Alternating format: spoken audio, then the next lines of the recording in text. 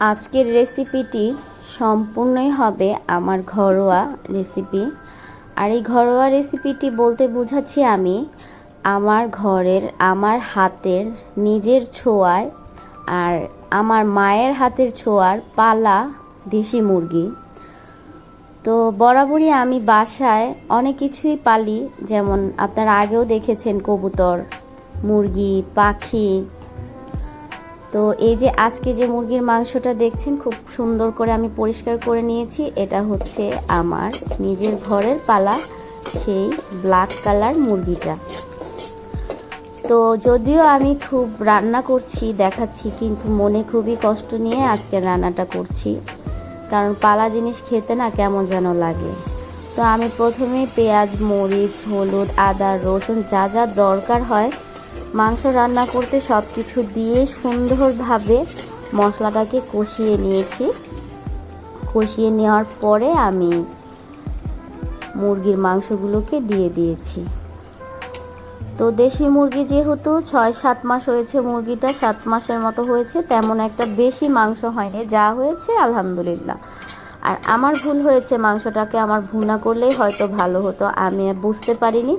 তো আমি আলু দিয়ে রান্না করে ফেলেছি। মাংসটা কেমন যেন পাতলা ঝোলঝোল লাগছে, অতটা গ্রেভি হয় নাই।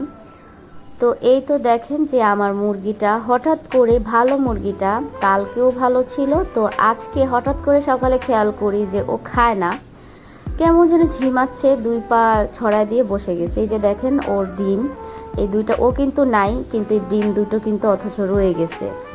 ওকে তারপর তাড়াতাড়ি কি করব, বাসায় কেউ নেই, পাশের ঘরের থেকে একজনকে ডাক দিয়ে ধরে মুরগিটাকে জবাই করে দেওয়া হলো।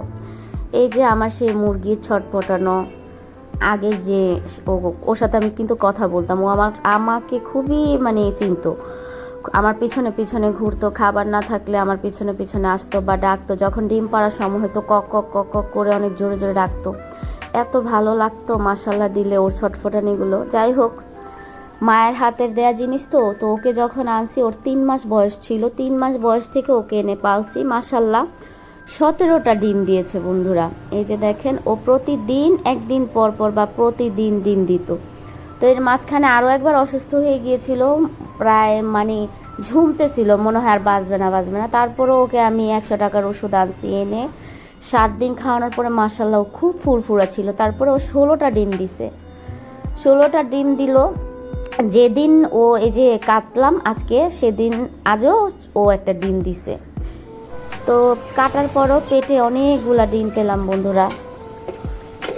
তো যাই হোক, তারপরে এই তো রান্না করলাম। তা আমার হাজব্যান্ড তেমন খেতে পারে নাই, ও পালা জিনিস খেতে পারে না, বাসায় কবুতর রান্না করলেও খেতে চায় না, জোর করে দিই।